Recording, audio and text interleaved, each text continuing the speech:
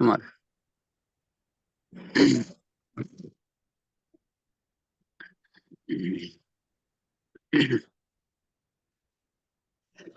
జై గురు. గురు బ్రహ్మ గురు విష్ణు గురుదేవో మహేశ్వర, గురు సాక్షాత్ పరబ్రహ్మ తస్మై శ్రీ గురవే నమః. ఓం నమో బ్రహ్మాదిభ్యో బ్రహ్మ విద్యా సంప్రదాయ కర్తృభ్యో వంశ ఋషిభ్యో మహద్భ్యో నమో గురుభ్యః. సర్వోపప్లవరహిత ప్రజ్ఞాన ఘన ప్రత్యగర్ధో బ్రహ్మైవాహమస్మి అహం పదార్థరహితః. గురవే సర్వలోకానాం విషజే భవరోగిణాం నిదయే సర్వ విద్యానాం శ్రీ దక్షిణామూర్తయే నమః. ఓంకారపీఠ సిద్ధాంతం బ్రహ్మ విద్యోపదేశిక శ్రీమన్నారాయణం సూర్యం సద్గురుభ్యో నమో నమః. యాజ్ఞవల్కం చ జనకం సుఖ సాందీపమీశ్వరం కృష్ణమర్జున సంయుక్తం ఉద్ధవం చ నమో నమః. బ్రహ్మానంద యోగీంద్రం రామానంద జ్ఞానేశ్వర సహజానంద యోగీశ రామావధూత గురుం భజామి. అంబికా శివయోగేంద్రం వేమన యోగి సద్గురుం నిరంజన వెంకయార్య తిరువెంగళ గురుం భజే. శ్రీధర స్వామి యోగేంద్రం శివరామాఖ్య దీక్షితం కంబాలూరి అప్ప బ్రహ్మం సద్గురుభ్యో నమో నమః. పరశురామ సీతారామ భాగవత కృష్ణ యోగినః పీల్కాన లక్ష్మణార్య సద్గురుభ్యో నమో నమః. బృహద్వాసిష్ఠ సిద్ధాంతం పూర్ణబోధోపదేశిక వెంకటేశ్వర యోగీంద్రం సద్గురుభ్యో నమో నమః.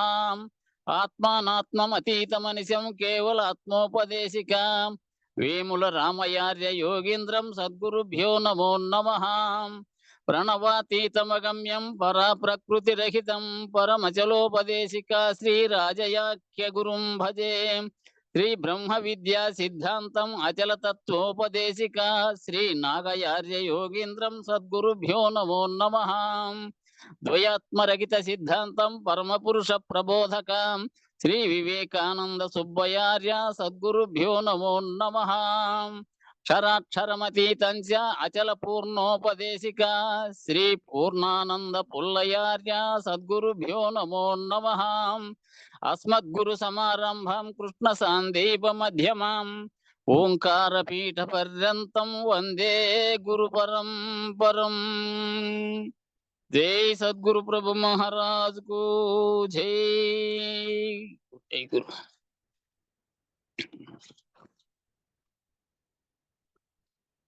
పరమ దయామయుడైన గురుమూర్తి చూపిన చూపు లేనిదే లేక చూచి నోట అనరాదు కనరాదు అనుభవమనరాదు ఘనమైన త్రాడుకు కట్టుబడదు అప్పుకు తడువదు నిప్పుకు గాలదు వడగాలి వచ్చిన వనకబోదు తన్ను తానెరుగదు తత్తర పడబోదు ఎవరినే మనక తానేకమై సూది కొన మోపుటకు ఇంత చోటు లేక నున్న నిజమైన పరిపూర్ణమెన్నతరమే వాసరము వాడ పలియాగ దాస వినుత విమల సుగుణ ప్రకాశ శ్రీ వెంకటేశ.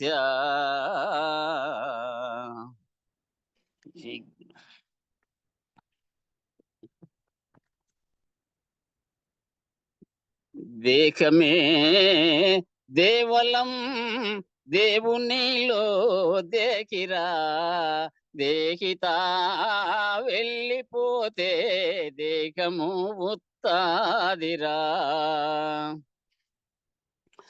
శోకమన్నా శబ్దమోహము అస్మి బ్రహ్మము శోకమన్నా శబ్దమో అహము అస్మి బ్రహ్మము యూకలన్నీ చూడుము మూక స్వప్నాదాలము దేహమే దేవలము దేవునిలో దేకిరా, దేకితా వెళ్ళిపోతే దేకము ఉత్తాదిరా. ఆడుతున్నదంగము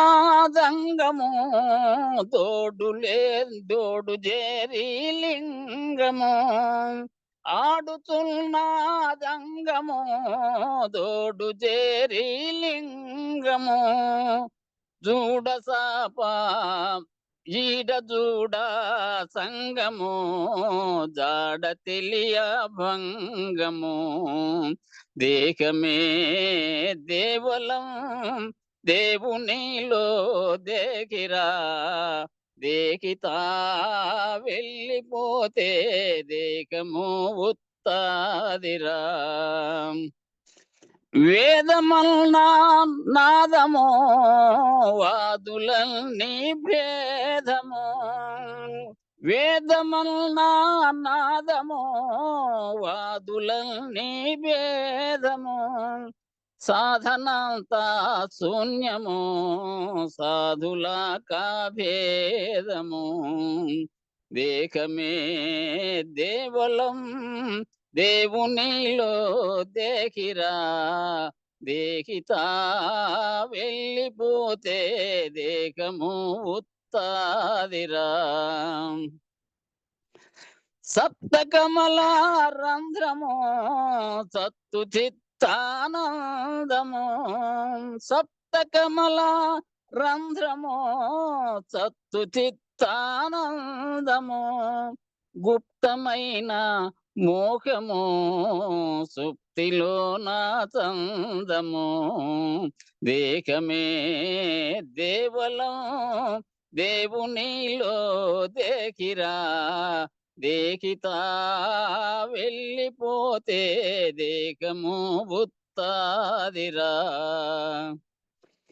బిందులో నా ప్రాణము మందులేని జ్ఞానము, బిందులో నా ప్రాణము మందులేని జ్ఞానము. నిందుబోవును గానము సంధి లేదు స్థానము.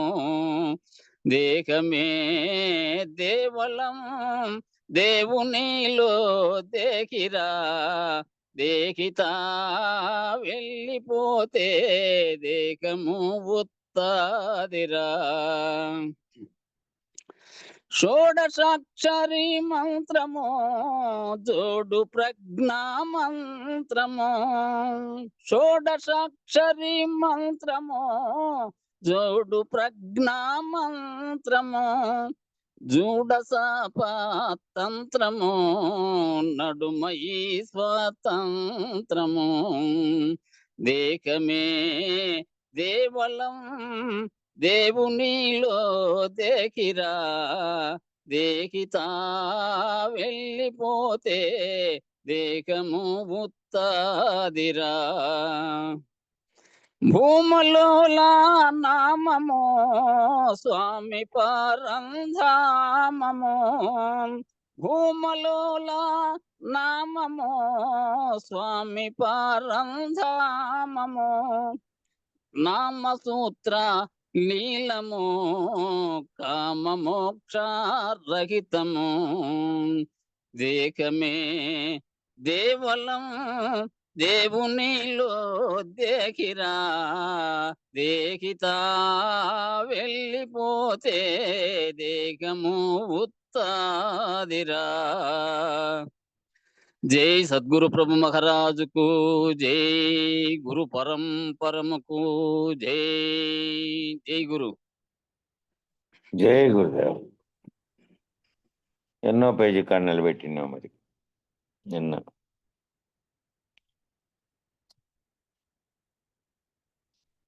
వెంకటదాసు ఓపెన్ రాలేదా?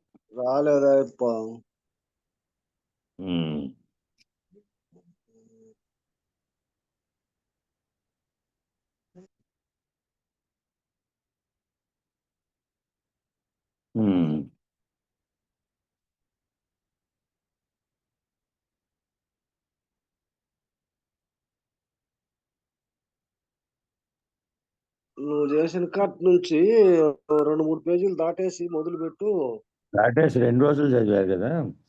అదే అంతేనా?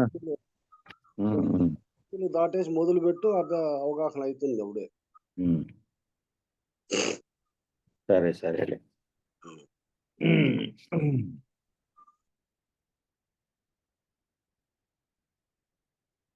ఆకాశమే ఆవరణము, బయలు నిరావరణము. సంజీవ్ అన్నయ్య ఎంటర్ అయినాడు. Page number చూస్తుండొచ్చు.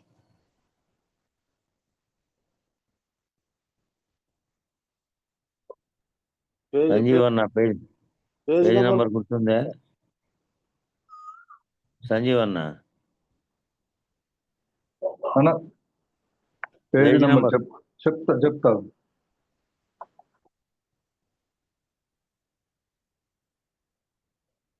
40 పేజీనా? ఫస్ట్ నుంచి 40 పేజీ ఫస్ట్ నుంచి నేను అనుకుంటుంది అప్పుడే. అవునవును, సరే సరే.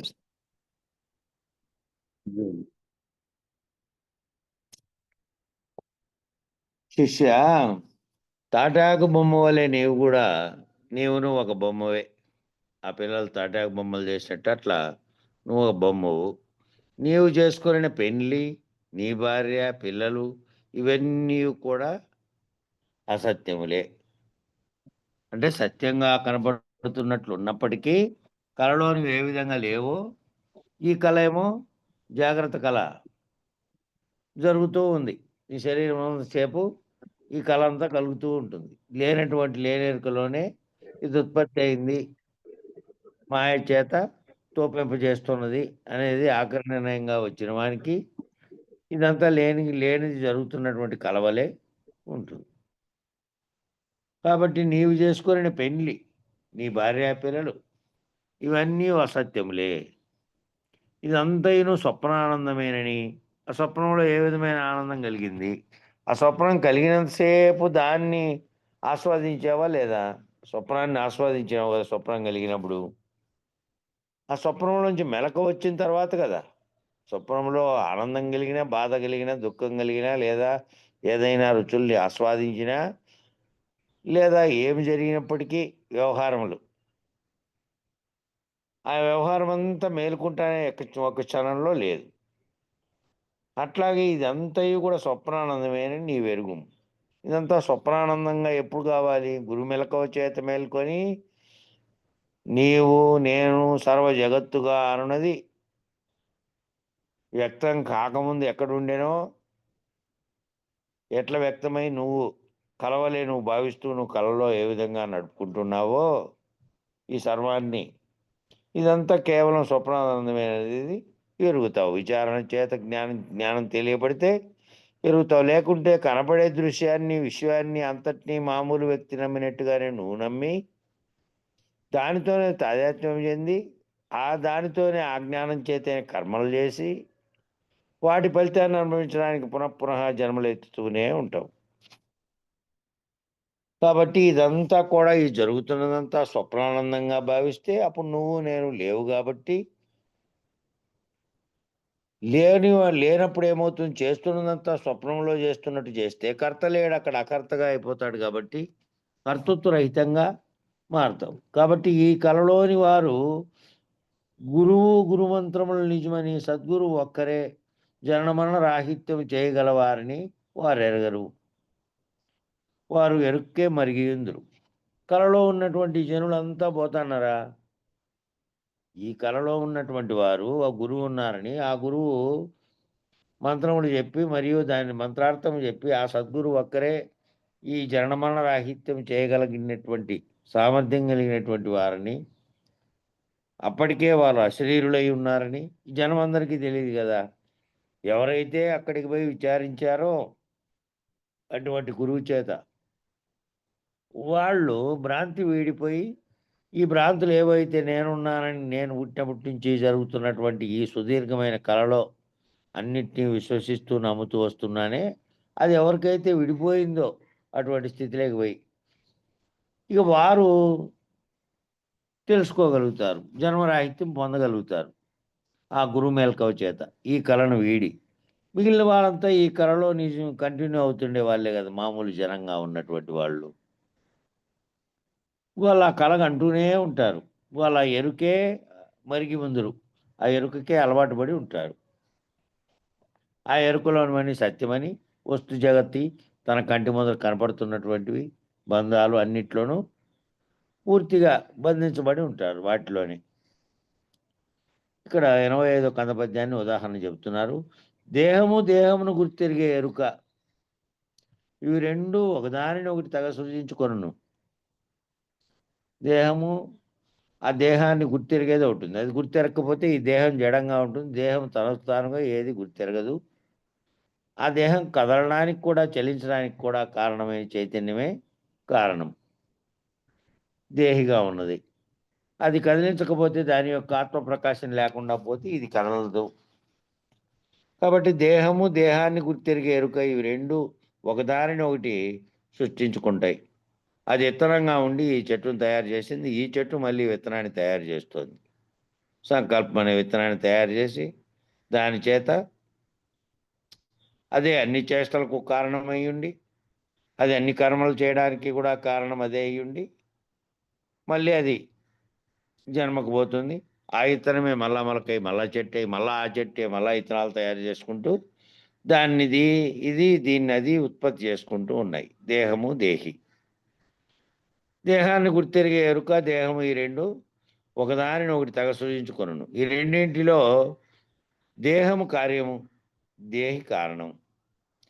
దేహం కార్యరూపం ధరించింది. ఏదైనా సరే కారణము కార్యాలను విచారించినప్పుడు, అంటే నీ లేక విచారించినా, నువ్వు బ్రహ్మాండం లేక విచారించినా, సర్వమును ఏమిటి విచారించినా, కారణం సూక్ష్మరూపై ఉంటుంది. కార్యరూపం ధరించిన వస్తువే కంటికి కనపడే ఆకారాన్ని కలిగి ఉంటుంది.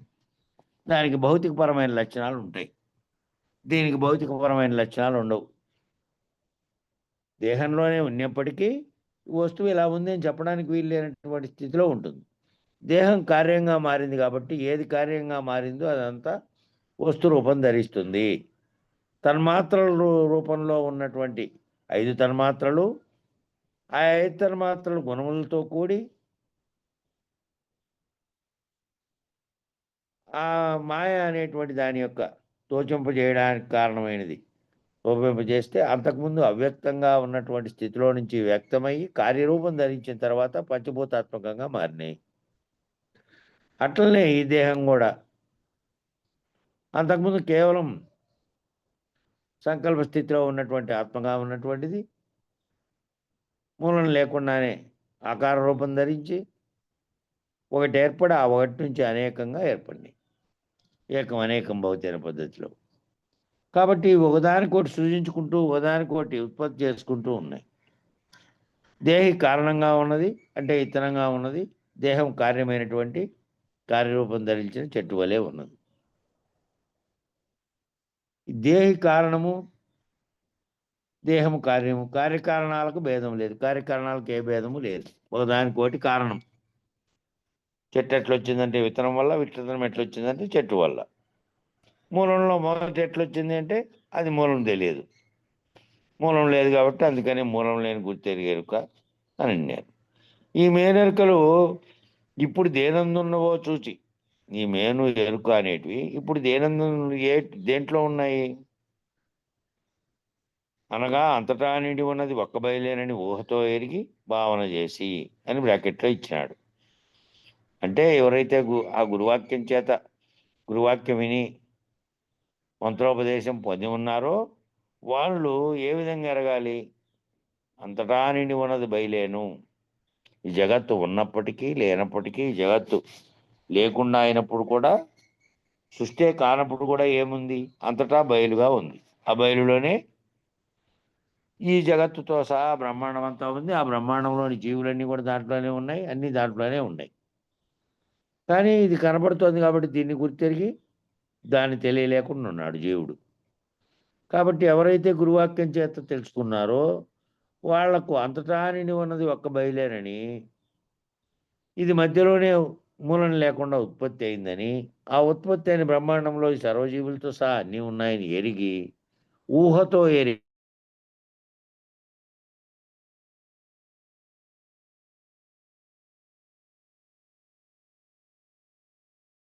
ధరించినటువంటి వస్తువు కనపడినట్టు కనపడేది కాదు, ఉంటాయి దాటి వాటిలో పనిచేస్తున్న శక్తి కనపడదు. తిరుగుతున్న ఫ్యాను తిరుగుతున్నట్టుగా కనపడుతోంది, తిరుగుతోంది, అది కంటికి కనపడుతోంది. దానికి అంతర్గతంగా తిరగడానికి కారణమైనటువంటిది కారణ వస్తువు అయితే కనపడదు. కరెంట్ ఎవరికి కనపడదు. అది ఎట్లుందో ఎట్లా పోయిందో బల్బులోకి వచ్చింటే వెలిగింది, ఫ్యాన్ లేకపోతే తిరిగింది, కానీ ఎలా ఉంది అనేది తెలియదు. దాన్ని కొలవడానికి కానీ దాన్ని గుర్తించడానికి వేరే పరికరాల్లో గుర్తించగలుగుతున్నారు సాంకేతిక నిపుణులు, కానీ బాహ్యంగా కనపడే విధంగా గుర్తించేది కాదు.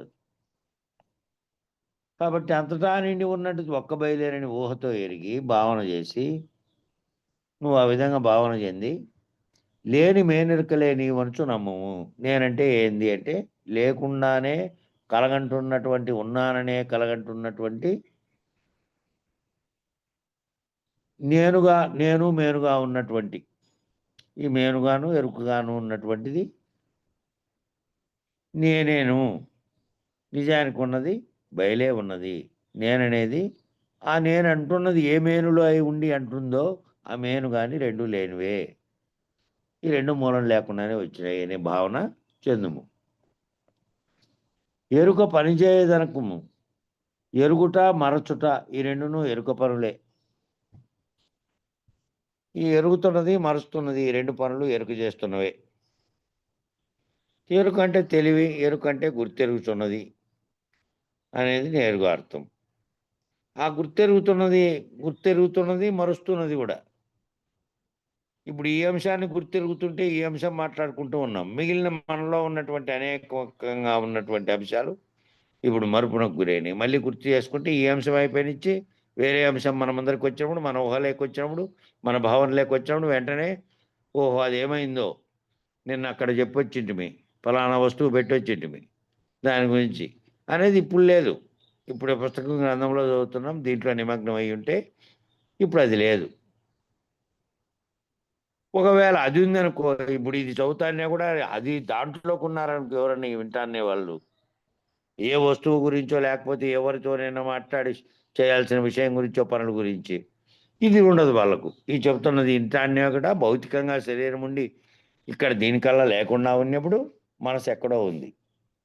అట్లా ఒక అంశాన్ని ఏ అంశాన్ని అయితే అప్పటికప్పుడు తాను వర్తమానంలో వింటూ కంటూ చేస్తూ ఉన్నదో దానిలో ఎరుకలో ఉన్నట్టు ఏవైతే పరోక్షంగా ఉన్నాయో అప్పుడు మర్చిపోయి ఉందో ఆ అంశాలన్నీ మరుపులో ఉన్నట్టు.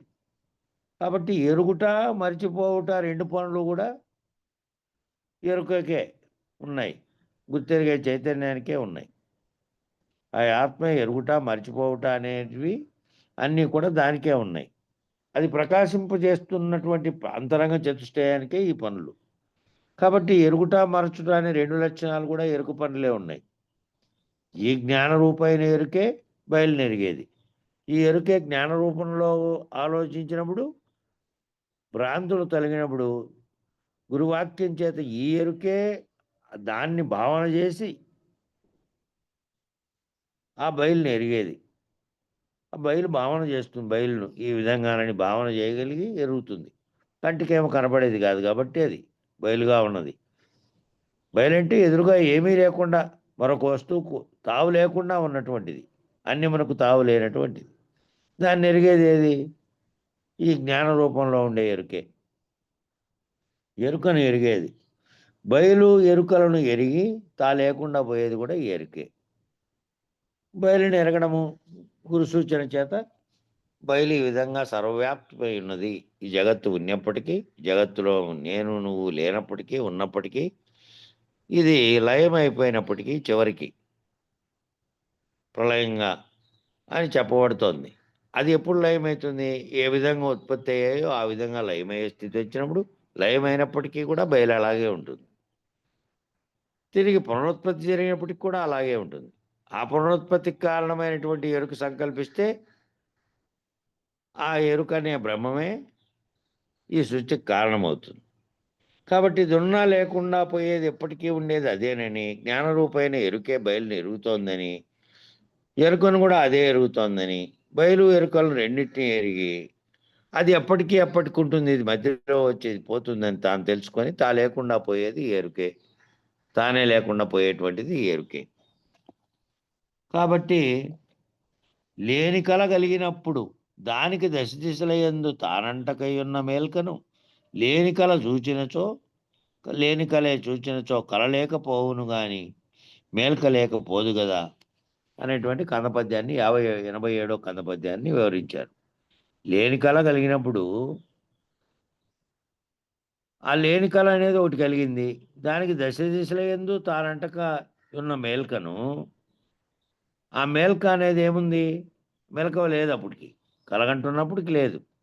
ఆ మేల్కలో దశ దిశలయందు తానంటకుండా ఉండేటువంటి మేల్కను. ఆ కళ అనే దానికి ఎన్ని దిశలుగా ఉన్నప్పటికీ, ఏ విధంగా ఉన్నప్పటికీ ఇది మేల్క అంటది దాన్ని. ఇది అంటడం అంటే ఈ మేల్క కలుగుతానే ఆ క్షణంలోనే అది లేదు. ఆ కళ అనేది లేదు. లేని కళ కలిగి దాంట్లోనే చరిస్తున్నప్పుడు దశ దిశలయందు కూడా అంటకుండా ఉన్నది మేల్క. లేని కళే చూసినచో కళ లేని కళ చూసిందనుకో మెలక వచ్చి, మెలకువ రాల్సింది కళలోంచి మెలకువ వచ్చింది. కళలోనిదంతా ఒక్కసారిగా కరిగిపోయింది. ఆ లేని కళ ఏదైతే అంతవరకు కనిందో మెలకువ వచ్చిన వెంటనే కళ లేకపోవు కానీ మెలక లేకపోవద్దు కదా. మెలకువ వచ్చింది, కళ లేకుండా పోయింది. అంతవరకు కలగన్నేవు. ఆ కళంతా లేకుండా కళలోంచి మెలకువ వచ్చిన వెంటనే ఆ కళే లేకపోతుంది కానీ ఈ మెలకువ లేకపోదు. అప్పటికి కూడా మెలకువ అనేది మేల్క అనేది ఉంది.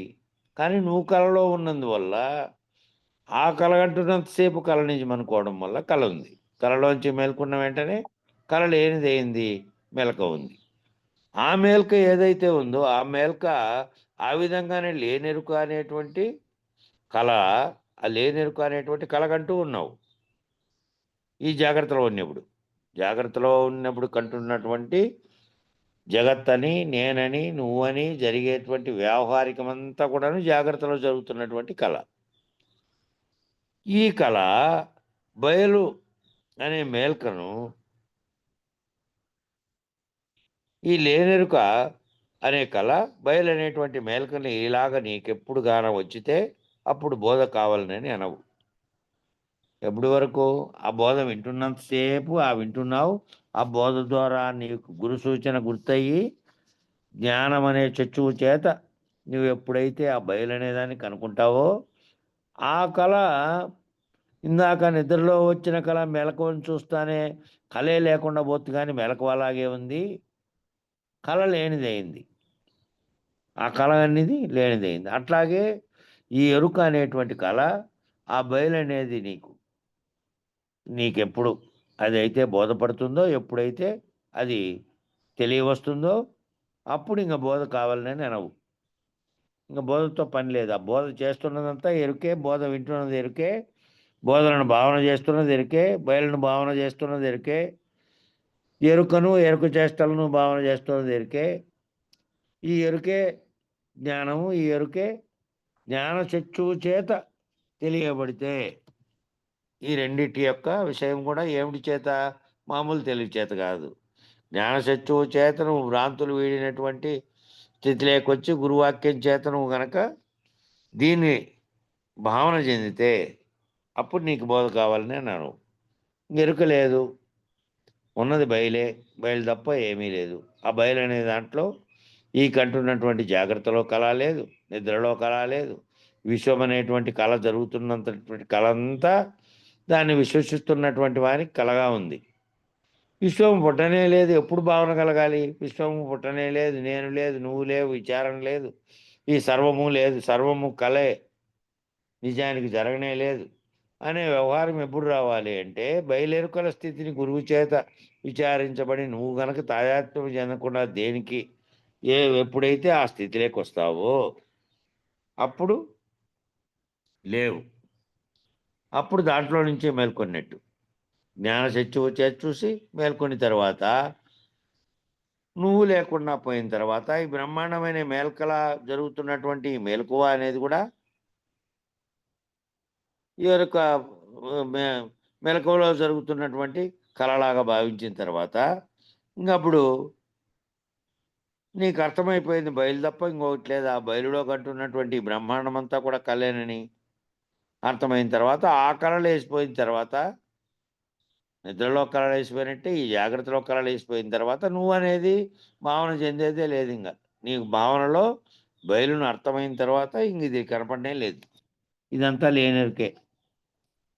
కేవలం ఈ బోధ కావాలనేది ఎవరు? జ్ఞానచక్షువు చేత తెలియబడాలని కొంటున్నటువంటి వారే గురువు చేత, గురువాక్యం చేత గురువు తాను లేకుండా అయిపోయి అనగా జాగ్రత్త అవస్థ ఎందుగల నీవు నీచే తోపింపబడిన జగమంతయు నీకు కళ. ఏ కళ? ఇంతకుముందు చెప్పినటువంటి కళ ఏమో ఆ కళ కలిగి దాని దశ దిశలా ఉన్నటువంటి మేల్కనం ఎప్పుడు చూసిందో అప్పుడు కళ లేకుండా ఎట్లయిపోయిందో అట్లాగే జాగ్రత్త అవస్థ ఏందంటే ఇప్పుడు మెలకువలో ఉన్నప్పుడు నీవు నీచే తోపింపబడిన జగమంతయు నీకు కలగా భావించు. ఇప్పుడు జరుగుతున్నటువంటి ఈ వ్యవహారం జాగ్రత్తలో ఏమేమి జరుగుతుందో ఈ పుస్తకం చదవడం, ఇది అయిపోయిన తర్వాత నీ వ్యవహారం కార్యక్రమాలు లేకపోవడం, మళ్ళా వ్యవహారం చేయడం, సాయంత్రం నిద్రపోవడం, మళ్ళీ రేపు ఉదయం లేయడం, ఈ సర్వ వ్యవహారములు జాగ్రత్తలో జరిగేటువంటి వ్యవహారాలన్నీ, నిద్రలో జరిగేటువంటి వ్యవహారాలన్నీ గాఢ నిద్రావస్థలో ఏమీ లేదు. ఏ అవస్థ లేదు, ఏది భావన చెందేకి ఎరుక లేదు. శరీరం స్థూలంగా ఉన్నటువంటిది ఉంది, దాంట్లో కేవలం ఆ ప్రాణవాయువు అనేది కదిలి శరీరం అంశం మాత్రమే ఉంది అప్పుడు. కాబట్టి ఈ జరుగుతున్నటువంటి ఆ కళ, ఈ జాగ్రత్తలో జరుగుతున్నటువంటి ఈ కళ నీచే తోపింపని జగమంతయు నీకు ఇది కళే. వ్యవహారం అంతా కళగా భావించు. ఈ కళకు దశ దిశలేనందున నిండి ఉన్నటువంటి కళను అంటకున్నటువంటి బయలును గురు సూచనచే లేని కళే సూచనేని, లేని కళ లేకుండా పోవు. ఇందాక పైన చెప్పిన దాన్ని ఉదాహరణలోకి పోల్చుకోండి. ఆ కళ జరుగుతున్నప్పుడు కూడా మేల్క అనేది నిజానికి ఉంది.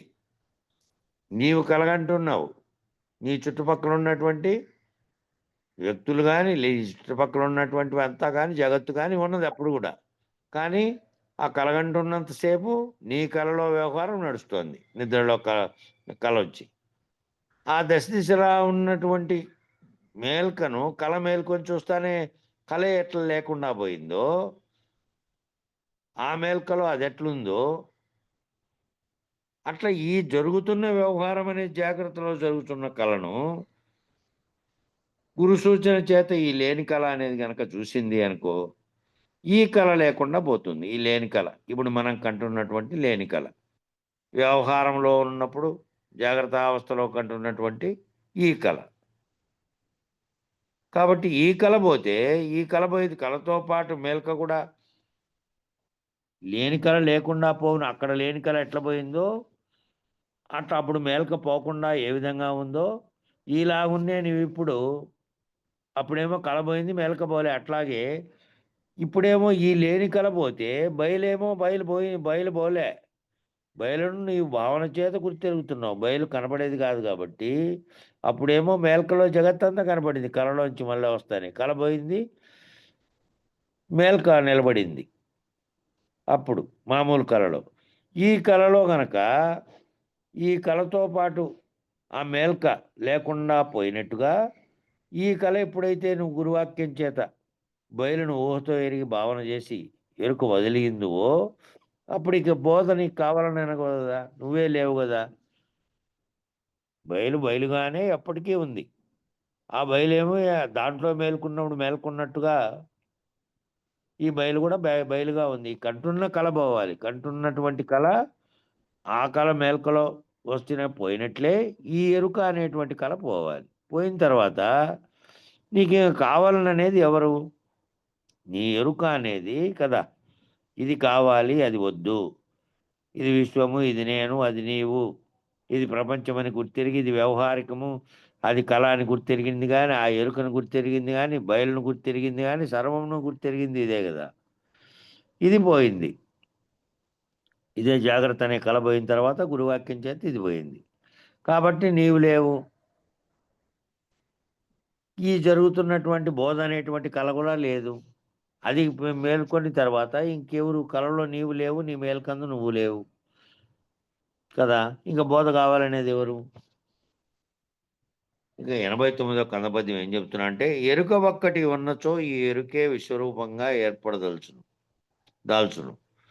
ఈ ఎరుక అనేది ఒకటి ఉంటే ఈ ఎరుకే విశ్వం అనేటువంటి రూపంగా ఏర్పడదాల్చుతుంది. కలగా ఉన్నప్పుడు విశ్వం కనపడకుండా నీ కలలో ఏమేమో వచ్చి మళ్ళా మెలకు వస్తానే కంటి ముందు ఉన్నటువంటి సర్వ ప్రపంచము ఆవిష్కరణ అయిందా లేదా? ఆ విధంగా ఆవిష్కరించినట్లు ఎరుక ఒక్కటి ఉంటే ఆ ఎరుక చేత ఆ ఎరుకే ఈ విశ్వరూపంగా దాల్చుతుంది. దాల్చడం అంటే ఏర్పడదాల్చును. కలగా ఈ ఎరుకే అంతటా నిండి ఉన్న బయలును ఉండజూచినచో ఆ బయలందు తన కలిమి మృషయని తానెరిగి లేకుండా పోవును. ఇంతకుముందు ఆ పై పద్యంలో చెప్పినట్టు కళ ఒక అన్నంతసేపు నిజమని ఒక్కసారిగా మెలకు వస్తానే కళ లేకుండా పోయి మెలకు పట్టే ఉన్నట్టు మేల్కేం వెళ్ళిపోలే. కాబట్టి కళ వెళ్ళిపోయినట్టుగానే ఈ కళ ఏదైతే జరుగుతూ ఉందో ఇది ఎరుక ఉన్నంతసేపు ప్రపంచం ఉంటుంది, నువ్వు ఉంటావు, నేను ఉంటా, కంటికి కనపడేటువంటి సర్వ జగత్తు ఉన్నది. భావన చెందేటువంటి మనసులో కండ్లు కనపడకపోయినా కళలో ఏ విధంగా అన్నిటినీ భావన చెందుతున్నావో ఆ భావన చెందే మనసు జాగ్రత్తలోనూ ఉంది. ఊరికే ఏ వ్యవహారం చేయకుండా కూర్చున్నావు అనుకో. కూర్చున్నప్పుడు ఒక ఆలోచన వచ్చింది. నిన్నెప్పుడో బాయికాటికి పోయినట్టుగా చేసినప్పుడు ఏవేవో కొన్ని చేయాల్సింటే మర్చిపోయినట్టు, అది అప్పుడే చేసి ఉండాల్సింది, నేను ఆ పని చేయలేకపోతే ఆ పని చేస్తూ కూడా నేను మరుపుకు గురైన ఇట్లా వచ్చినటువంటి భావనలు నిన్న లేకపోయినాయి, జాగ్రత్తలో ఉన్నప్పుడే వచ్చినాయి. జాగ్రత్తలో ఉన్నప్పుడే వచ్చి నిన్నటి కలలేకి నిన్నటి వ్యవహారం లేకపోయింది ఈడ కూర్చొని కుర్చీలో. కాబట్టి ఈ జాగ్రత్తలో జరుగుతున్నటువంటి నిన్నటి భావనను నువ్వు ఏదైతే చెందావో అడిగి పోయి ఆ పని చేసింటే మిగతాది ఫలాంది చేయకుండా అట్లే మర్చిపోయి వచ్చినాననేటువంటి కలిగిండేదంతా భావనే అక్కడికి పోయింది. ఎరుకలో జరుగుతున్నటువంటి భావనలన్నీ కూడా కలలే. ఎరుకలో జరుగుతున్నటువంటి భావనల్ని ఏది పొందుతోంది అంటే ఈ ఎరుకే పొందుతోంది. నిన్నను చూస్తోంది, కంటితో చూడకపోయినా భావిస్తోంది, ఇప్పుడు జరుగుతున్న వ్యవహారాన్ని అంతటిని ఆలోచిస్తోంది, ఇప్పుడు జరుగుతున్న దాన్ని అంతటినీ కూడా తన ఆలోచనల్లోకి తెచ్చుకుంటూ ఉన్నదంతా ఎరుకే. ఆ ఎరుకు ఒక్కటి ఉంటే చాలు. ఈ సర్వమును చూచైనా గుర్తిరుగుతుంది, చూడకపోయినా గుర్తిరిగేటువంటి ఎరుక అనేది ఉంది కాదు. గుర్తిరిగేది ఊహిస్తుంది, కలగంటుంది. ఈ సర్వమును అంతటినీ కూడా ఆ ఎరుక గనక అంతటా నిండి ఉన్న బయలు గనక చూసిందనుకో, ఆ బయలు ఎప్పటికీ కదలక మెదలకున్నది. అది ఒక్కటి స్థిరంగా ఉన్నది. సృష్టి వచ్చినప్పటికీ ఉన్నది, లేనప్పటికి కూడా ఉన్నది అనేది గనక తెలిగి ఈ ఎరుక అనేదే ఓ కళ వచ్చినట్టు కళ లేదు, ఏ విధంగా మేలుకుంటే లేదో అట్లా పోయినట్టుగానే ఈ జాగ్రత్త అనేటువంటి కళ కూడా శరీరం ఉన్నంతసేపు కంటూ శరీరంలో నేననేది ఒకటి ఎరుక అనేది ఉంటేనే దాన్నంతటిని తెలుసుకుంటుంది. కాబట్టి ఎప్పుడైతే గురువాక్యం చేత నువ్వు ఎరుక లేనిది ఎరుకే, లేని ఎరుక తోపింపజేస్తోంది ఉన్నట్టుగా కళ ఏ విధంగా లేదు అట్లా ఈ జాగ్రత్త అనే కళ కూడా లేదని నువ్వని తెలుసుకున్నావో అప్పుడు తానున్నది తన కళ ఆ బయలందు తాను లేనని, తన కలిమి అంటే తానున్నట్టుగా తెలియబడుతున్నటువంటి వాస్తవంగా కనబడుతున్నదంతా నిజానికి కలేనని, అది మృషని తానెరిగి తా లేకుండా పోవును. ఆ ఎరిగినది ఏది? ఆ ఎరిగింది ఎరుకే. ఆ ఎరుక లేకుండా పోతుంది. ఎరుక ఈ రీతిగా ఎగిరిపోయిన పిదప ఎరుక అనేది ఈ రీతిగా ఎరిగి అంటే తెలుసుకొని ఎగిరిపోయిన పిదప అంటే లేనట్టుగా భావన చెందిన పిదప. ఈ ఎరుక అనేది ఉన్నట్టుగా భావించినంతసేపు కనపడుతున్నవన్నీ నిజంగా తోస్తున్నటువంటి కళ ఇది. ఆ కళ ఏమో మెలకువ చెంది లేనని అనుకున్నావు. ఆ మెలకువలో జరిగినటువంటి ఆ కళలో జరిగినటువంటి తొట్టుపాటుతో లేచావు ఏదో. ఓసారి భయంకరమైన కళ, ఒక్కోసారి ఏ రకరకాలైనటువంటి కళలు వస్తాయి, రకరకాలైనటువంటి నవ్వులాట్లు అన్నీ కూడా ఆ కళలో జరిగినాయి. ఒక్కసారిగా లేవని ఎట్లా నమ్మావో అట్లా దీనిని విచారణ చేత జ్ఞాన చక్షువు చేత ఊహకెరిగి ఇది లేనిది అని తెలిసిన తర్వాత లేకుండా పోయిన తర్వాత ఎరుక ఈ రీతిగా ఎరుకను గురించి మరియు బ్రహ్మాండం అంతా కూడా ఎరుకేనని తెలుసుకొని ఆ ఎరుక కానిదైనటువంటి బయలు అనే దాన్ని ఎరిగి బయలు తప్ప ఇంకేమీ లేదని ఎగిరిపోయిన పదప ఈ విశ్వం ఉన్నదని కానీ బయలున్నదని కానీ ఎరిగేవారు ఎవరింగా ఇది ఉన్నంతసేపే తెలివి ఉన్నంతసేపే చెప్పావు, రకరకాలైనవన్నీ భావించావు. ఈ భావనలన్నీ తెలివి ఉన్నంతసేపు శరీరంతో చూసావు. చూస్తున్న దృశ్యమే కాక భావన చెందినటువంటి ఎరుక అనేది నువ్వు వీడున్నట్టుగానే సర్వమును చేసింది, సర్వమును వ్యాపించింది, సర్వంలోకి పోయింది, సర్వ జగత్తులోకి అంతా కూడా. విచారణ చేసిన తర్వాత ఈ ఎరుక బయలును తానెరిగి ఎగిరిపోయిన పిదప తాను ఉన్నను లేనిదే ఎగను. తాను శరీరం ఉంది, ఈ భావిస్తున్నటువంటి నిజానికి లేదు. ఆ కళ ఎంతసేపు అని కలిగిందో, కలిగిన తర్వాత బయటకు వస్తే మెలకువ అట్లాగే ఉంది, కలే పోయింది. అట్లాగే ఈ బయలైనటువంటి దాంట్లో ఉన్నటువంటి ఈ ఎరుక అనేటువంటి కళ జాగ్రత్తలో జరుగుతున్నటువంటిది. దానిని గురువాక్యం చేత ఎరిగి తాను లేను, అది మాత్రమే ఎప్పటికీ ఎప్పటికీ ఉన్నది, ఎప్పటికీ అప్పటికీ ఉన్నది, పరిపూర్ణమనే బయలే ఉన్నది. దాంట్లో ఈ జగత్ అనేటువంటి ఒక కళ ఏర్పడి ఈ సర్వము ఏర్పడిందని నువ్వు గనక తెలిస్తే ఇక తానని అంటున్నది, జగత్ అని అంటున్నది, బ్రహ్మాండం అని అంటున్నది, నీవు నేనంటున్నది, ఈ భావన చెందుతున్నది, ఈ బయలుగాను ఎరుకను ఎరుకగాను గుర్తిరిగినటువంటి జ్ఞానం అనేదే లేకుండా పోయింది. జ్ఞానం ఉన్నంతసేపే ఏదైనా కానీ. గాఢ నిద్రావస్థలో నువ్వు దేనిని ఏ విధంగా గుర్తించలేవో నిన్ను నీవు కానీ నీకంటే అన్యంగా ఉన్నటువంటి జగత్తును కానీ దేనిని గుర్తించలేకుండా ఏ విధంగా ఉన్నావో అదే విధంగా లేకుండా అయిపోయిన తర్వాత నేనని కానీ ఆ బయలని కానీ ఏది చెబుతుంది? తాను ఉన్నను లేనిదే అవును. తానే నేననేటువంటిది ఉన్నది, దాంతో గుర్తెరిగినావు నువ్వు. ఇంకా గుర్తెరిగినటువంటిది లేనిదని నీకు అర్థమైంది. శరీరం ఉంది, శరీరంలోనే గుర్తెరిగేది ఉంది. అది ఉన్నది ఉన్నను కూడా లేనిదే అవుతుంది. దానితో తాదాత్మ్యం చెందేది లేదు. ఏం చేసినా, ఎంత వ్యవహారం చేసినా, ఏమేం పనులు చేసినా కళలో చేస్తున్నాననేటువంటి కర్తృత్వం రహితంగా నువ్వు అయిపోయి ఉంటావు గురు సూచన చేత. అది ఎట్లనగా ఈ ఎరుక చేసిన కర్మలు ఫలించనేరవు. ఈ ఎరుక చేసినటువంటి కర్మలు ఫలించనేరవు కావున తాను ఉండి తా లేకపోవలను. కళలో ఉన్నటువంటి కర్మములు ఏ విధంగా చేశావో ఆ కర్మ నిజానికి దాని యొక్క కర్మ ఫలితం నీకు అంటది కదా. కళలో చేసిన దానికి, కళలో చేసిన దానికి, కళలో వచ్చిన అనేక పనులు చేసినట్టు ఆ వ్యవహారం నుంచి దాని ఫలితాన్ని ఏం ఫలితం అనిపిస్తుంది? ఫలితం అనిపించడానికి కార్యరూపం ధరించలేదు కదా. అది కళ కలగానే ఉన్నది. వ్యవహారంలో చేసేటివేమో కార్యరూపం ధరిస్తున్నాయి, కానీ వ్యవహారంలో చేసేదానికి నేను కర్తనని ఉన్నంతసేపే కదా దాని ఫలితం నీకు. నేను చేస్తున్నాను, నేను కర్తను, నేను ఇది చేయాలి అని నువ్వు నిర్ణయం తీసుకొని చేస్తే ఏ పని చేసినప్పటికీ ఇది నాది, అది నీది, ఈ పని నేనే చేశాను అని అన్నంతసేపు ఆ ఫలితం యొక్క కర్మ ఫలితం, ఆ కర్మ నువ్వు చేసినటువంటిది దాని చేత కాబట్టి అది నీకు వస్తుంది. కాబట్టి నేననేది తాను ఉన్నను లేనిదే ఎగును అని ముందర చెప్పినటువంటి వాక్యం ప్రకారము తాననే శరీరంగా ఉన్నటువంటిది ఉంటే గుర్తిరిగే చైతన్యము గురువాక్యం చేత లేనిదని, ఇది నిజంగా లేని కళలో జరుగుతున్నదని, సర్వ జగత్తు వ్యవహారం లేని కళలో జరుగుతున్నదని భావన ఎప్పుడైతే చెందావో నీ శరీరం ఉన్నప్పటికీ నీలో భావన చెందేది సుదీర్ఘమైనటువంటి జాగ్రత్త అనే కలగంటున్నది. ఆ కళలో నేనున్నాను, చేస్తున్న వ్యవహారం అంతా కలదే. ఈ కళలో కూడా నేను కర్తను కానే కాను, జాగ్రత్త అనే కళలో అని ఏ విధంగా నువ్వు భావన చెంది ఉంటావో లేనివాడుగా, అస్పర్శుడుగా, అస్పర్శ అంటే స్పర్శ లేనటువంటి స్థితిలో దేంట్లోనూ కూడా శరీరంతో భావన చెందకుండా అశరీరిగా నువ్వు అయితే ఈ ఎరుక చేసినటువంటి కర్మలు ఫలించనేరవు కావున తాను ఉండి తా లేకపోవాలను. తాను ఉన్నా కూడా తాను లేకుండా అయిపోవాలి. తాను ఉండి తనలో కలుగుతున్నటువంటి తోపింపు చేస్తున్నటువంటి, కల్పింపు చేస్తున్నటువంటి సంకల్పములు ఏవైతే ఉన్నాయో అన్నిటికీ కారణమైనవి అవి లేనటువంటి స్థితిలోకి పోవాలి. అట్లా తా లేకపోవాలను. సద్గురువు సూచనచే పరిపూర్ణమైన బయలును ఉండ చూసి గురుని వాక్యం బట్టి గుర్తు పోగొట్టితే ఆపై మాట ఎరిగేవారెవరు? ఆ సద్గురుని సూచన చేత పరిపూర్ణమైనటువంటి బయలును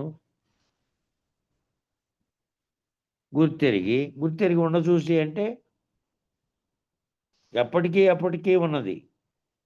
ఉండచూడడానికి నువ్వు ఈ సకల భ్రాంతులను పోగొట్టుకొని ఈ కళను మేల్కను ఇందాక చెప్పిన ఊహను గుర్తెరిగి కళలోంచి నువ్వు కళలో ఉన్నప్పుడు కూడా నీ చుట్టూ మేల్క అనేది ఉన్నది. నువ్వు దాంట్లో నుంచి బయటపడే వరకు నువ్వు కళలో ఉన్నావు. మేల్కొన్న తర్వాత మెలక ఉన్నట్టే ఈ జాగ్రత్త అనే కలగన్నప్పుడు కూడా ఈ విశ్వం అనే బ్రహ్మాండమైన తోచినప్పుడు కూడా బయలు ఉన్నది. ఇదే లేకుండా తోచింది. ఈ తోచినది కనుక వీడిపోతే ఈ బ్రహ్మాండము నువ్వు ఉన్నప్పటికీ లేని వారే అవుతారు. లేని కళలో జరుగుతున్నటువంటి వ్యవహారంగా అవుతుంది. కాబట్టి అది ఉన్నంతసేపే ఈ బ్రహ్మాండము ప్రపంచం అంతా కనపడుతుంది. కాబట్టి గురు సూచన చేత పరిపూర్ణమైన బయలు కనుక నువ్వు భావన చెందినావంటే అప్పుడు గురువాక్యం చేత నువ్వు గుర్తు ఏదైతే కలుగుతుందో నీలో ఇదంతా ఉన్నదనేటువంటి గుర్తుగా కలుగుతున్నదంతా కలేనని కనుక పోగొట్టుకుంటే ఆ పై మాట ఎరిగేవారెవరు? ఆ పై మాట ఎవరు చెప్పేది? ఇంకా నువ్వు లేవు. శరీరం ఉన్నప్పటికీ గుర్తెరిగే భావన చెందేటువంటిది లేదు, వ్యవహరిస్తోంది. నిరంతరం మనసులో భావనలో అది చెంది ఉండు. నిద్ర వచ్చే వరకు, నీవు చచ్చే వరకు. ఏ వ్యవహారం కదిలించినప్పటికీ ఏది బాధాకరమైన దుఃఖకరమైనటువంటిది లేదా, ఆందోళన కలిగించేది లేదా, ఏది కలిగినప్పటికీ జాగ్రత్త అనే కళలో జరుగుతోంది. లేదు వెంటనే మోహావేశం చెందావనుకో, నువ్వు జాగ్రత్తతో తాదాత్మ్యం చెందుతున్నావు. జాగ్రత్తను నువ్వు కలగా చూడట్లేదు. అందుకే నీకు ఆ విధమైనటువంటి కోపతాపాలన్నింటినీ కలిగినటువంటి ఆవేశం కలుగుతోంది అని భావన చెందాల్సి వస్తుంది. కాబట్టి సద్గురువు సూచించే పరిపూర్ణమైన బయలును ఉండచూసి గురుని వాక్యం బట్టి గుర్తు పోగొడితే ఆ పై మాట ఎరిగే వాళ్ళు ఎవరు? ఇంకా నువ్వు లేవు, గురువు లేడు. ఇద్దరు లేనటువంటి రహిత స్థితికి పోయినారు. ఇంకా ఆ పై మాటతో మీకు పని లేదు. మళ్ళీ వచ్చి నిన్నెవరైనా మేలుకొల్పితే నువ్వు గురువుగా అంతవరకు శిష్యుడుగా ఉన్నావు. ఆ గురువు నిన్ను లేనటువంటి స్థితిలోకి తీసుకెళ్ళాడు. మళ్ళీ నిన్ను నీ పాదం ఎవరైనా బట్టి నన్ను మేల్కొల్పమని ఇంకోరు ఎవరైనా వచ్చి పడితే ఈ లేనర్కలో నుంచి మేల్కొల్పి వానికి బోధ చేసి ఈ సర్వభ్రాంతులను విడగొట్టడానికి నువ్వు గురువై మళ్ళీ ఆ 4వ పాదమని దాంట్లో వచ్చినాయి. అట్లా ఆ 4వ అంశంగా ఉన్నటువంటి మిగిలినంతా లేనెరుకగా తాను రహితం చెందినప్పటికీ ఆ లేనెరుకలోనే వచ్చి బోధన చేసి ఆ పాదం పట్టినటువంటి శిష్యుని కూడా లేనెరుకలో అనే కళలో నుంచి తొలగించి నిజానికి ఉన్నది అప్పటికి ఉన్నది బయలేనని నీ బుట్టకు మూలం లేకుండానే వచ్చినటువంటి దాంట్లో వచ్చి ఈ సంకల్పించి సర్వజగత్తు ఉన్నట్టుగా తోపింపు చేసుకున్నావు నువ్వే. కాబట్టి అది లేకపోతే ఆ సంకల్పింపు చేస్తున్నది, తోపింపు చేస్తున్నది లేకపోతే నువ్వు లేవు. నీ ఎదురుగా ఉన్నవాడు జగత్తుగా ఉన్నది తోస్తున్నటువంటి ఇవన్నీ కూడా కళలోని ఏ విధంగా లేకుండా మేల్కోలేక వస్తానే పోయినాయో అట్లా ఇవి గురువాక్యం చేత పోగొట్టేట్టు అవుతుంది. కాబట్టి అప్పుడు నువ్వు లేవు, గురువు లేవు. కాబట్టి నువ్వు గురువుగా ఎందుకు మళ్ళా నీ పోయినావు కదా, నువ్వు లేకుండా పోయి మళ్ళీ నువ్వు ఎట్లా వస్తువి అంటే ఇట్లనే పరంపరలో వాళ్ళంతా మనకు బోధించడానికి ఏ విధంగా వచ్చారో అట్లా వచ్చావు అంతే. దాని కొరకే తప్ప ఇంకా నువ్వు లేనే లేవు, ఎరిగేవారు లేరు, చెప్పేవారు లేరు. గుర్తు పోగొడితే గురువు లేడు, శిష్యుడు లేడు. ఇక ఇంకో కన్నపద్యం చెప్తున్నాడు 90వది. తెలుపు మృదుత్వము మధురము గల వస్తువు చక్కెర అని కనుగొన్నట్లుగా తెలివి శరీర జగములు గల వస్తువు బిందువు అని తెలుసుకొనుము. నే తెలిపితే విని నమ్ముము. తెలివిచే బయలుండ తెలిసి ఈ తెలివిని తెలివి చేతనే పట్టి తీసివేయరపోని. తెలుపు అనేది రంగుగా ఉంది, మృదుత్వం అనేది అది మెత్తనేటటువంటి మృదువుగా ఉన్నటువంటిది, మధురం అనేటువంటిది దానిలో గుణం. ఈ 3 గల వస్తువుగా ఉంది చక్కెర. ఆకారం కనపడుతోంది తెల్లగా, మృదుత్వంగా ఉన్నది. అందులో కనుక దాని రుచి చూస్తే అందులోపల మధురం అనేటువంటి దాగి ఉంది. కంటికి కనపడితే మాత్రం తెలియబడదు. అది నోట్లో వేసుకొని సప్పరిస్తే తీయగా ఉన్నది. ఆ తీపి కరిగిపోయింది, తీపి తెలియబడింది కానీ అంతవరకు రూపం కలిగినటువంటి వస్తువుగా ఉన్నటువంటిది తెల్లగా ఉన్నది. ఆ తెల్లగాను లేదు, నల్లగాను లేదు. ఇప్పుడు కరిగిన తర్వాత అది మృదుత్వంగా కఠినంగా ఉన్నదంటే అది లేదు. ఎప్పుడైతే టచ్ అయిందో ఇక్కడ కరిగిందో అయిపోయా. మధురం అనేటువంటిది మాత్రం తెలియబడింది. అది ఎట్లుంది అంటే అది చెప్పజాలని విధంగా ఉంది. అది ఎట్లుందో కూడా చెప్పలేదు. అది తిని నోట్లో సప్పరించిన వానికి మధురం ఎట్లుందో తెలుసు. కానీ 3 కూడా లేకుండా పోయాయి చూడు. ఒకటేమో మధురం అనేది మాత్రం తెలియబడింది. అట్లా చక్కెరని కనుగొన్నట్లుగా అది కనుక్కున్నావే, ఎట్లా కనుక్కున్నావేమో దాంట్లో తెలివి అనేది, శరీరం అనేది జగములు అనేటువంటి గల వస్తువు. ఈ తెలివి అనే గుర్తెరుగుతున్నది. ఆ గుర్తెరుగుతున్న దానికి ఆశ్రయించినటువంటి శరీరం అనేది, ఈ శరీరాలన్నీ ఏ విధంగా వచ్చినాయో జగత్ అనేటువంటి జగము ప్రపంచం అనేటువంటిది ఈ 3 గల ఒక వస్తువు అనుకోండి. ఈ కంటున్నటువంటి ఈ మేల్కలో జరుగుతున్నటువంటి కలంతా ఆ వస్తువే. అదే అదంతా బిందువు అని తెలుసుకోను. ఏ బిందువులో నుంచి పుట్టిందంతా సర్వము కూడా ఏ బిందువు అయితే ఎరుకను కలగజేసేటువంటి బిందువు నీలో ఆ విధంగా ఉందో ఆ బిందువే అదంతా అని తెలుసుకోను. నేను తెలిపితే విని నమ్ముము. నేను తెలిపితే దాన్ని విని నమ్ముము.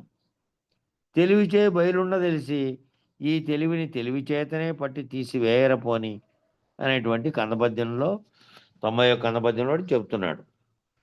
నేను తెలిపితే విను, విని నమ్ముము. నమ్మించేత నమ్మకం చేత నీకు సందేహాలు ఉంటే మళ్ళీ అడుగు, సందేహాలు తీర్చుకో.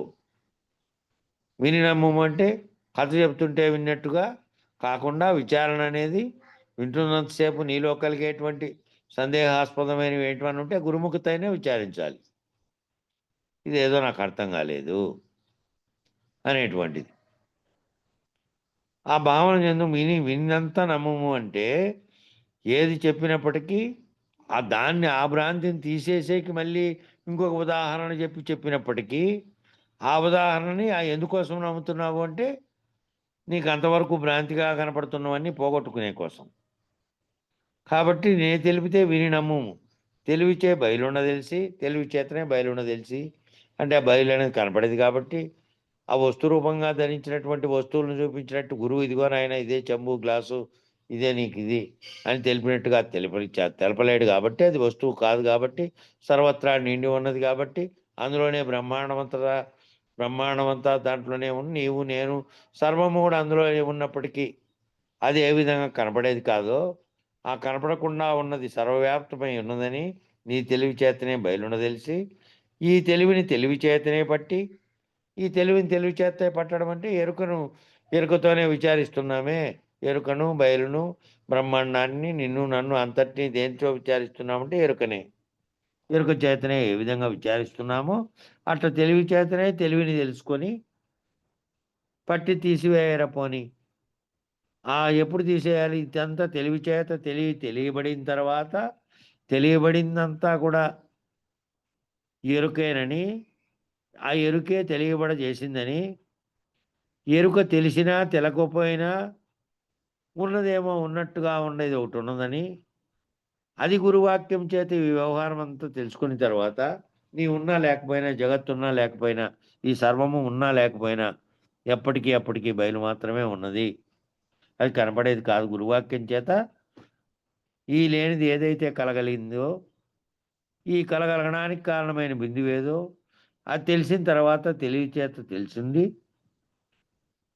ఈ తెలివి చేతనే పోగొట్టుకును. అది పట్టి తీసేయరా పోని. తెలిసినదంతా తెలితాంతో పని లేదు ఇంకా. అప్పటి వరకు తెలుసుకునే వరకు ఈ విచారణ చేసి తెలుసుకున్న తర్వాత నువ్వు లేననేది తెలిసిన తర్వాత ఇంతకుముందు పై పద్యంలో ఏ విధంగా అంతా నీ ముందర కలుగుతున్నప్పటికీ జరుగుతున్నప్పటికీ వ్యవహారంతో సహా సర్వము ఏ విధంగా లేనిదని తెలియబడినటువంటి వాడు ఏ విధంగా ఈ కలలో అనే దాన్ని కలగానే భావిస్తూ ఉంటాడో దానితో తాదాత్మ్యం చెంది తీవ్ర పరిణామాలు లేకపోవడో జరుగుతున్న సర్వ పరిణామాలు అన్నీ కూడా కలేనని ఎవడైతే భావించుకుంటాడో ఆ విధంగా పోయినావు అనుకో నువ్వు ఉన్నావు. నీ శరీరంలోనే గుర్తిరిగేది ఉంది. శరీరం పోయినప్పుడు దాకా ఉంటుంది అది. ఆ గుర్తిరిగేది ఉన్నప్పటికీ దానితో తాదాత్మ్యం చెందవు. ఆ కళను ఏ విధంగా తీసి పారేస్తావు, ఈ కళను కూడా మెలకువ ఉన్నట్టుగానే తీసి పారేస్తావు గురువాక్యం చేత. అది తీసివేయరా పోని. తీసేసిన తర్వాత ఏముంది ఇంక నీకు? ఏమీ లేదు. ఈ జాగ్రత్త కళ శరీరం ఉన్నంతసేపు ఉండి శరీరం పోతానే జాగ్రత్త కళ కూడా మూసిపోతుంది. కాబట్టి ఈ కళ ముందుగానే నువ్వు మేల్కొంటే అది పోయేదాకా ఉండేది. అది పోయినప్పుడేమో అది పోయేదాకా ఊరికే ఉందనుకో, వ్యావహారికమైనటువంటి జగత్తును నమ్మినటువంటి కళగా ఉంటే మళ్ళీ కర్తగా ఉంటాడు కాబట్టి. అది లేనటువంటి స్థితిలో ఉన్నాడనుకో, కర్తే లేడు. శరీరం ఉన్నప్పటికీ, శరీరంలో గుర్తెరిగి ఎరుకున్నప్పటికీ ఈ జాగ్రత్త అనే కళలో ఉన్నాడు కాబట్టి కర్త లేకుండా పోయాడు కాబట్టి తీసేయరా పోనీ, తీసేస్తే ఇంకేమీ లేదు. అట్లా ఏ విధంగా లేని కళ తనకైతే వచ్చినను తన మేల్కను గనిన తా లేకుండా పోవును, ఆ విధంగానే లేనెరుక బయలందు తనకైతే వచ్చినను తన మేల్కైనటువంటి బయలును గనిన తనకే తాను లేకుండా పోవును. ఎంత కళను జాగ్రత్తను అర్థం చేసుకోవడమే ముఖ్యమైనది. బాగా అర్థం చేసుకోవాల్సింది ఇవే.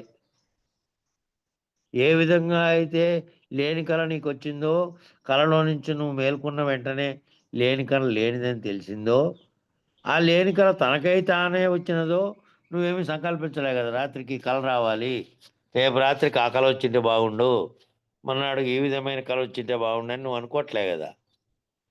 అనుకోకపోయినప్పటికీ, అనుకున్నావు కానీ అనుకోకపోయినావు కానీ, అంతకుముందు నువ్వు దేనితో తాయత్వం చెందితే దానివి కానీ, ఏ రకంగా అయినప్పటికీ ఆ కళ తనకై తాను వచ్చింది తప్ప నీ ప్రయత్నం ఏమీ లేదాడ.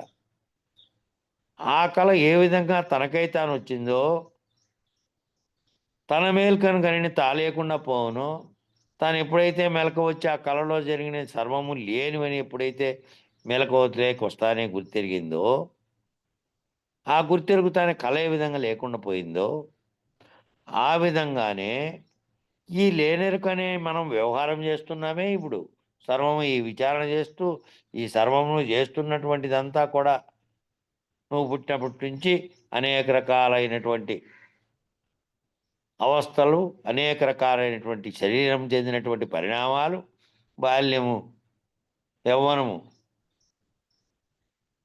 వృద్ధాప్యము, ఇక శరీర రహిత స్థితి, శరీరం పోగొట్టుకుని పోయేటువంటి స్థితి, ఇవన్నీ కూడా శరీరానికి జరుగుతున్నవన్నీ కూడా ఏది గుర్తెరుగుతోంది?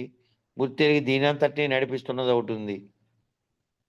ఈ ఎరుక అనేటువంటి కళ, సర్వకళను కంటున్నటువంటి ఆ కళలోంచి మేల్కొంటే, మామూలు నిద్రలోని కళలోంచి మేల్కొన్న వెంటనే మెలకువ తప్ప ఎవరేమీ లేదు, మెలకువలో నేను కళే లేదు అన్నట్టుగానే ఈ జగత్ అనే కళ నేను పుట్టినప్పటి నుంచి వచ్చి నాలో ఉండి నాకు చైతన్యం కలిగించి ఏ చైతన్యం చేత నన్ను పని చేపిస్తూ నాలోనే ఉండి ఈ సర్వమును చేస్తుందో, ఈ సర్వమును భావింపజేస్తుందో, ఈ సర్వమును తెలియపరుస్తుందో, ఈ సర్వమును ఉన్నట్టుగా కానీ లేనట్టుగా కానీ నేను ఏ విధమైనటువంటి అంతకుముందు కళలోంచి మేల్కొంటానే ఏ విధంగా అది లేకుండా పోయిందో, ఈ జాగ్రత్త అనే వ్యవహారంలో చేస్తున్నటువంటి సర్వచేష్టలు కూడా ఇది కూడా ఒక విధమైనటువంటి సుదీర్ఘమైనటువంటి నాకు జరుగుతున్నటువంటి కళ.